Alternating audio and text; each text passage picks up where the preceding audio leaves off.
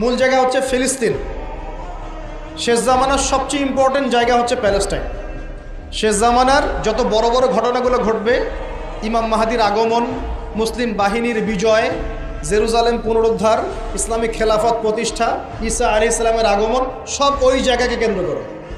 সব কিছুই ওখানেই দাজ্জাল বের হবে, দাজ্জালকে আবার মারাও হবে সেখানে, সব কিছু ওখানে। কিন্তু ওই দিক থেকে মুসলিমদের দৃষ্টি ফোকাস করে অন্যদিকে সরিয়ে দেওয়া হচ্ছে। ফিলিস্তিনিদেরকে দেখলেই গুলি মেরে দিতে বলা হয়েছে, দেখেছেন? দেখেন নাই? আমরা যে মসজিদটা দেখেছি আল আকসা, দেখেছেন? এই আকসাকে সরিয়ে দিয়ে সেখানে থার্ড টেম্পল নির্মাণ করার প্ল্যান হচ্ছে। মানে এই যে থার্ড টেম্পল তো বোঝেন না, হাইকেলে সুলাইমানি। মানে ওরা মনে করে যে তারা বানু ইসরাইল। একটু বোঝেন, ওরা মনে করে যে ওরা বানু ইসরাইল। আসলে ওরা বানু ইসরাইল নয়, ওরা হচ্ছে ইউরোপিয়ান জিউস। ওরা মনে করে যে ওদের একজন মাসিহ আসবে। কে আসবে? মাসিহ মানে ত্রাণকর্তা। মাসিহ মানে কি? ত্রাণকর্তা। যে আসলে তারা শুধু আরব না, সারা বিশ্ব তারা শাসন করবে, এমনটা তারা মনে করে। এবং ওদের ধর্মগ্রন্থে একটা আছে তালমুদ। কি নাম? তালমুদ। এই তালমুদের মধ্যে এটা লেখাও আছে যে একজন মাসিহ আসবে, যে মাসিহ আসলে তারা বিশ্ব শাসন করবে। বাস্তবতা হচ্ছে ওই মাসিহ এসেছিলেন, আসেন নাই? ওই মাসিহ সত্যি এসেছিলেন, কিন্তু তারা তাকে চিনতে পারে না। সেই মাসিহের নাম কি? নবী ঈসা আলাইহিস সালাম। আমরা বলি না মাসিহ ইবনে মারইয়াম, আমরা বলি না ঈসা আলাইহিস সালামকে আল্লাহর মাসিহ না, ত্রাণকর্তা।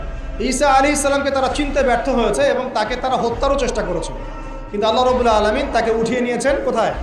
আল্লাহর কাছে। ওয়ামা ক্বাতালুহু ওয়ামা সালাবুহু। তারা তাকে হত্যাও করে নাই, ক্রুশবিদ্ধ করতে পারে নাই, বরং আল্লাহ পাক তাকে বাল রাফাআহুল্লাহু ইলাইহি, আল্লাহ পাক তাকে তার কাছে উঠিয়ে নিয়েছে। তো বিষয়টা কি দাঁড়ালো? ওরা মনে করে যে ওদের একজন মাসিহ আসবে, যেই মাসিহ আসলে পরে তারা সারা বিশ্বটাকে শাসন করবে। ঠিক আছে? কারা শাসন করবে? জিউসরা। যারা মনে করে ওরা বানু ইসরাইল, আসলে তারা বানু ইসরাইল নয়, তারা ইউরোপিয়ান জিউস। এখন ওরা চায় এই মসজিদ আকসাকে সরিয়ে দিয়ে ওখানে হাইকেলে সুলাইমানি নির্মাণ করে। এটা কি? সুলাইমান আলাইহিস সালামের সময় তারা যেমন বিশ্ব শাসন করেছিল না, মনে আছে? সুলাইমান আলাইহিস সালামের সময় এত দাপট ছিল তখন, সুলাইমান আলাইহিস সালাম যখন বলতেন যে বাতাসকে যে ফ্লাই করতে, তখন এই সিংহাসন বাতাসে ফ্লাই করা শুরু করতো না? সুলাইমান আলাইহিস সালাম যখন জিনদেরকে বলতেন এই কাজ করো, জিনরা ওই কাজ করতো। সুলাইমান আলাইহিস সালাম যখন বলতেন জিনদেরকে সমুদ্রে ডুব দাও, ডুব দিয়ে সমুদ্রের নিচ থেকে মণিমুক্তা বের করে নিয়ে আসো, তারা সেটা বের করে নিয়ে আসো। সুলাইমান আলাইহিস সালাম জিনদেরকে দিয়ে এই মসজিদও নির্মাণ করিয়েছেন, মনে আছে? ওই যে লাঠির মধ্যে ভর দিয়ে তিনি দাঁড়িয়েছিলেন,